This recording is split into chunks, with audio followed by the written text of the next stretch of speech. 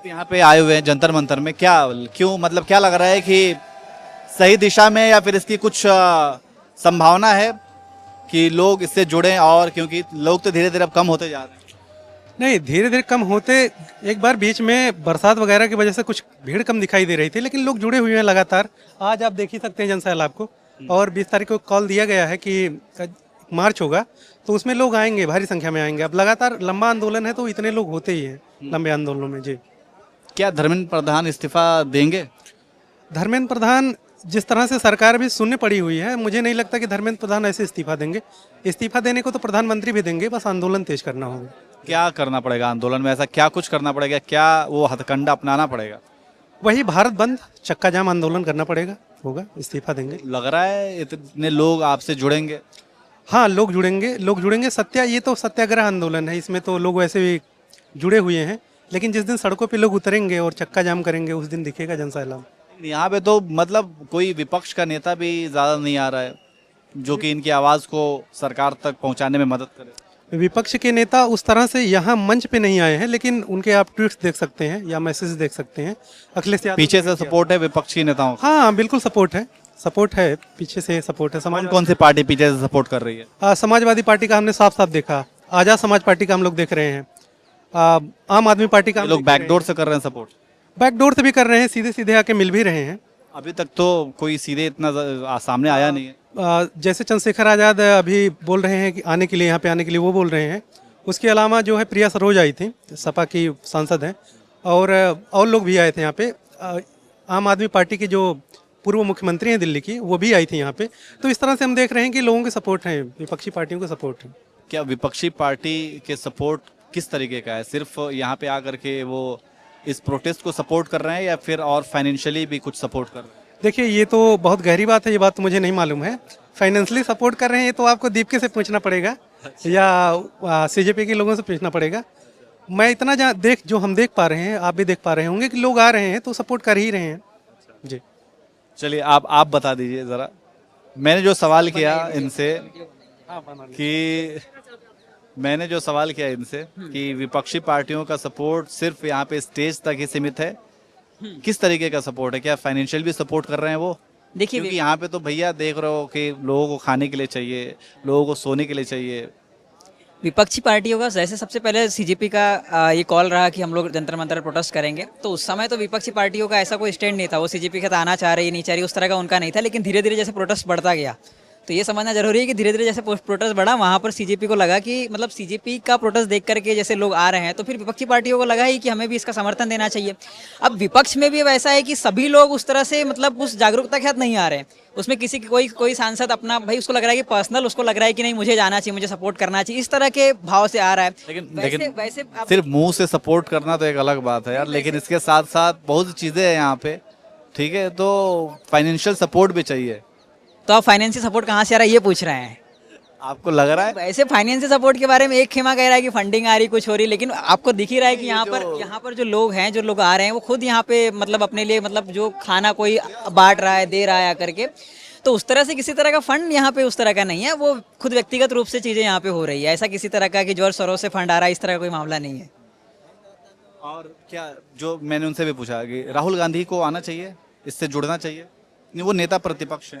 देखिए, कांग्रेस की तरफ से अभी तक कुछ नहीं आया। जैसे एनएसयूआई के भी राष्ट्रीय अध्यक्ष से पूछा गया था कि आप इस पे मतलब सीजेपी के साथ है क्या, तो उन्होंने कहा कि वो अपने मुद्दे के लिए लड़ रहे हैं, तो वो ठीक है, लेकिन हमारा इस तरह की, क्योंकि उनका मानना है कि इसका कोई मतलब स्पेसिफिक आइडियोलॉजी और इस तरह स्पेसिफिक कोई स्ट्रक्चर फिक्स नहीं है, तो उस हिसाब से वो आने की, तो राहुल गांधी को आना चाहिए। हम तो चाहते हैं कि आना चाहिए। मतलब ये युवाओं की बात है, युवाओं के बात में किसी तरह का पॉलिटिकल इंटरफेरेंस हो रहा है, उनको लग रहा है, लेकिन युवाओं की बात में तो आना ही चाहिए। बिल्कुल, क्योंकि वो जाकर के कोटा में युवाओं से मिलते हैं, युवाओं की बातें कर रहे हैं, तो ये भी तो युवा ही हैं, फिर इन युवाओं के लिए भी तो आना चाहिए। ये भी तो युवा है, या फिर उनके हिसाब से ये युवा नहीं है? हाँ, तो यदि उनका पक्ष रखा जाए तो उनका ये कहना है कि सीजेपी का कोई ऐसा स्पेसिफिकली आइडियोलॉजी किसी तरह का वो पर्सपेक्टिव रखा नहीं गया जिस तरह से और पॉलिटिकल पार्टी को। लेकिन यहाँ पे ये बताओ, आपका नाम, मैं सॉरी मैतन में आपका इस यहाँ पे आइडियोलॉजी से क्या फर्क पड़ता है? मैं तो कह रहा हूँ कि राहुल गांधी को आना चाहिए, लेकिन उन लोगों का जो आर्ग्यूमेंट है ना कि हम क्यों नहीं आ रहे हैं, या फिर जो इस तरह से शुरू में ये बोला गया था, लेकिन धीरे धीरे सारे जो विपक्षी पार्टी आइडियोलॉजी की तो यहाँ पे लड़ाई नहीं है, यहाँ पे तो छात्रों की लड़ाई है ना। वो कह रहे हैं कि इनका स्पेसिफिकली कोई ऐसा मैनिफेस्टो नहीं है, कोई चीज़ नहीं है, पता नहीं आगे क्या करने वाले, इस तरह की कोई चीज़ नहीं है, तो हम इनका कैसे साथ देते। शुरू में वो कह रहे थे, लेकिन अभी तो आप देखेंगे कि समाजवादी पार्टी के भी लीडर है, आम आदमी पार्टी के भी लीडर है, अभी कल अरविंद केजरीवाल भी कह रहे हैं कि मैं भी आऊँगा। तो इस तरह से लोग आ ही रहे हैं दिन ब दिन, तो उस हिसाब से तो विपक्षी पार्टियों का समर्थन है ही, मतलब इस तरह से बोलेंगे कि नहीं है। राहुल गांधी से जरूर अपील इन लोगों ने भी किया है, जो सीजेपी के स्पोक पर्सन है, कि आप लोग आइए, तो अब देखिए वो आते हैं। तो राहुल गांधी की बात इसलिए भी हो रही है कि वो नेता प्रतिपक्ष है, अगर वो बोलेंगे, वो इस मुद्दे को उठाएंगे, तो फिर ये पूरा देशव्यापी एक आंदोलन में तब्दील हो सकता है। राहुल गांधी से अब जाकर सवाल पूछेंगे तो राहुल गांधी आपसे कहेंगे कि हमारा जो स्टूडेंट यूंग विंग है एनएसवाई, पूरे देश भर में आंदोलन कर रहा है, छात्र की गूंज नाम से बड़े बड़े वो मूवमेंट चला रहा है, बड़ी बड़ी रैलियां कर रहा है, तो वो कहेगा कि हम तो कर ही रहे हैं। यहाँ पे तो एनएसयूआई का कहीं पे कुछ दिख नहीं रहा है। तो वही है कि वो इस बात यहाँ पे तो आइसा है, एसएफआई है, ये एआईएसएफ है, लेकिन एनएसयूआई नहीं।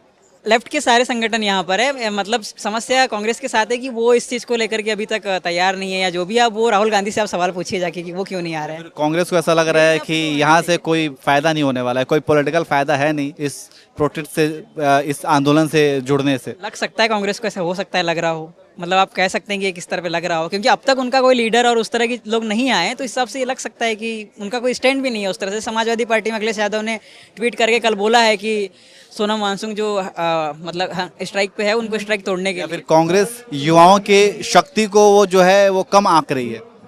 नहीं, कांग्रेस युवाओं की शक्ति को मैं ये कह रहा हूँ कि इस प्रोटेस्ट के अंदर वो नहीं आ रही, लेकिन आप देखेंगे कांग्रेस जो विपक्ष है वो लगातार वो अपने विंग के माध्यम से तो देश भर में आंदोलन कर ही रहा है, तो वो यहाँ पर जो नहीं आ रहा है तो वो इनकी कमी है कि यहाँ पे क्यों नहीं आ रहे। उनसे सवाल ये है कि आप यहाँ आना क्यों नहीं चाहते। उन्होंने किसी तरह का अभी दिया भी नहीं है कि हम सीजेपी के साथ है, सीजेपी के साथ नहीं, बस वो चुप्पी साधे हुए हैं। यहाँ पे कुछ लोग बोल रहे हैं कि कांग्रेस को शायद या फिर राहुल गांधी को ऐसा लग सकता है कि दूसरी पॉलिटिकल पार्टीज का ये पूरा आंदोलन है, वो लोग जुड़े हुए हैं, हम वहाँ पे क्यों जाएं, बेगाने की शादी में अब्दुल्ला दीवाना बन। ये असल बात यह है ना कि ये किसी को पता नहीं है कि उनके मन में क्या है। अभी बस इतना आप जान लीजिए कि विपक्ष की कुछ पार्टियां हैं, जैसे समाजवादी है, आम आदमी है, और मतलब सीपीआई के भी कुछ मेंबर्स आए थे, सीपीआईएम के मेंबर्स आए थे, तो लेकिन बस कांग्रेस के साथ ये कि उसका समझ में नहीं आ रहा है कि वो आना क्यों नहीं चाह रही है यहाँ पे। वो किसी को ये क्लियर नहीं है, सब अपनी अपनी बातें कर रहे हैं कि ये है वो है, लेकिन ऐसा कोई उन्होंने अभी तक मेंशन किया नहीं क्यों नहीं आना चाह रहे हैं। क्या इस प्रोटेस्ट को अब तक आपने कैसे देखा? देखिए सर, मैं इस प्रोटेस्ट के लिए नहीं आया हूँ। मैं ना जैसे कि छोटे बच्चे होते हैं उनके लिए आया हूँ। मैं एजुकेशन सिस्टम के खिलाफ आया हूँ। मुझे किसी आज जो ये दिप के इससे भी कोई फ़र्क नहीं पड़ता, ना किसी कांग्रेस पार्टी से, ना किसी भाई बीजेपी वाली पार्टी से, किसी से नहीं पड़ता। मुझे फ़र्क पड़ता छोटे बच्चों से, जो सारा दिन लगते हैं, पढ़ाई करते हैं, माँ बाप से डरते हैं, और बच्चों के लिए जो भ्रष्टाचार फैला ये माँ बापों ने ही फैलाया। वही सीट खरीदते हैं, वो अपने बच्चे के लिए ज़मीन बेच देते हैं 20-20 लाख रुपए, 30-30 लाख रुपए में, 40 लाख रुपए में वो पैसे इकट्ठा करके लेके आते हैं, और सबसे ज़्यादा भ्रष्टाचार को बढ़ावा इन बच्चों के माँ बाप देते हैं। अगर ये पेपर लीक किया, वो किन्होंने किया? छोटे बच्चों ने किया, जो पेपर देने वाला। एक धड़ा ऐसा है जो पेपर लीक करवा रहा है, और एक धड़ा ऐसा है जो पढ़ रहा है। तो क्या है कि दोनों ही तरफ से वो बात है। अब राहुल गांधी वगैरह ये अपनी राजनीति की रोटियां सेक रही हैं, उन्हें कोई नीट वाला उसे मतलब नहीं लग रहा मुझे, ना किसी उससे लग रहा है। अब इन्होंने नाम ही ऐसा कोकरोच रख दिया अपना। जिस आदमी ने इनको कोकरोच कहा था, संवैधानिक पद पर बैठा हुआ सूर्यकांत त्रिपाठी, एक सीजीआई होने के बावजूद उन्हें कोकरोच कहता, उसका तो इस्तीफा इन पे लिया नहीं गया। ये बड़े खुश हो रहे हैं कि भाई मैं कोकरोच। अरे कोकरोच के गंदे नाली में पड़ा रहता है, आप कोकरोच नहीं हो। हम इंसान के हैं, एक नागरिक हैं, देश के नागरिक हैं। और मैं सिर्फ और सिर्फ जो बच्चों के पेपर लीक हुए हैं, बच्चों का भविष्य जो खराब हो रहा है, एजुकेशन सिस्टम में जो खामियां हैं, हम उसकी वजह के लिए आए। मैं किसी धर्मेंद्र प्रधान के लिए नहीं आया हूँ। प्रधान एक जाएगा, दूसरा प्रधान आ जाएगा, उन्हें कोई फर्क नहीं पड़ता, दूसरे प्रधान को वो बना देंगे। अब क्या होगा कि मेन दिक्कत क्या है, सीबीएसई का जो चेयरमैन है वो किसको ठेके दे रहा है। इसमें पूरा एक लंबी बारात है। इंडिया में कोई अकेला नहीं जिमता, पूरी बारात जिमती है। इसमें एक धर्मेंद्र प्रधान से क्या होगा? सिस्टम तो वहीं रह जाएगा। अब सिस्टम को बदलने की बात करूँ, उनके लिए अगर दिक्कत कहाँ है, हमारे कड़े कानून नहीं थे, हमें पीछे क्यों रखा गया? कानून में कमी थी। इस वजह से आज के टाइम में जो ये अफसर थे, जो भी थे, धर्मेंद्र प्रधान को ये नहीं पता नीट का पेपर होता क्या है। जो सीबीएसई के चेयरमैन वगैरह था, सीबीएसई के अंदर प्रिंटिंग वाले थे, सब घपला घोटाला उन्होंने किया, लेकिन अब तक कोई उनमें चेयरमैन का इस्तीफा नहीं ले पाए। लेकिन एक और चीज़, ये जो सबसे मैंने यहाँ पे पूछा राहुल गांधी को लेकर के, चलिए सत्ता पक्ष की बात अभी छोड़ दीजिए, क्योंकि सत्ता पक्ष को लेकर के यहाँ पे सबने बोला, लेकिन मैं यहाँ पे सिर्फ विपक्ष और खास करके नेता प्रतिपक्ष राहुल गांधी की बात कर रहा हूँ। राहुल गांधी नेता प्रतिपक्ष हैं, क्या उनको इस प्रोटेस्ट से जुड़ना चाहिए? क्या उनको इस प्रोटेस्ट के लिए आवाज़ उठानी चाहिए, या फिर वो आखिर क्यों नहीं उठा पा रहे हैं, कोई कुछ नहीं क्यों नहीं बोल? वो इसलिए नहीं उठा पा रहे क्योंकि अभी तक वो किसी को इससे बेनिफिट नहीं दिखा। हर कोई एक बार आ रहा है और एक बार जा रहा है। जब उन्हें दिखता है कि भाई यहाँ पर मतलब कि वोटरों की तादाद ही नहीं है तो वो क्यों आएंगे। हर कोई अपने वोट बढ़ाने के लिए आता है, हर कोई अपने राजनीति। राहुल गांधी या कांग्रेस पार्टी ये सोचती है भाई अभी तक हमें इससे कोई फायदा नहीं होने वाला, ये आम आदमी पार्टी की बी पार्टी है, दीपके ने पहले आम आदमी के साथ काम कर रखा है तो उस चीज़ में लगा पड़ा है। तो मुझे जहाँ तक लग रहा है अभी तक किसी पार्टी को बेनिफिट नहीं मिला यहाँ से। अगर किसी को बेनिफिट मिलता तभी वो बात करते हैं। जैसे किसान आंदोलन में था, क्यों भाई आसपास के किसानों से, स्टूडेंट से वो जुड़ नहीं रहे क्योंकि उन्हें पता है कि भाई जो नीट के एग्जाम की तैयारी करने वाला वो यहाँ पर है ही नहीं। उनके लिए कोई आया हुआ है, दूसरी राजनीति की बातें चलनी है, कहाँ की बातें कहाँ तक जा रही है, लेकिन मेन मुद्दा कहाँ पर घूम रहा है कि भाई के पेपर लीक क्यों हुआ, ये क्यों हुआ। लोगों ने अपनी हर चीज़ों ने अलग अलग चीज़ें बना दी। राहुल गांधी को यहाँ कोई प्रॉफिट नहीं लग रहा, राहुल गांधी को यहाँ से वोट बैंक नहीं मिल रहा, राहुल गांधी को यहाँ से कोई टीआरपी नहीं मिल रही, राहुल गांधी को यहाँ से, तो वो क्यों आएगा। केजरीवाल भी इसलिए नहीं आ रहे और कोई भी इसलिए नहीं आ रहा। जब आपको कुछ बेनिफिट होगा तभी तो आप राजनीति करोगे।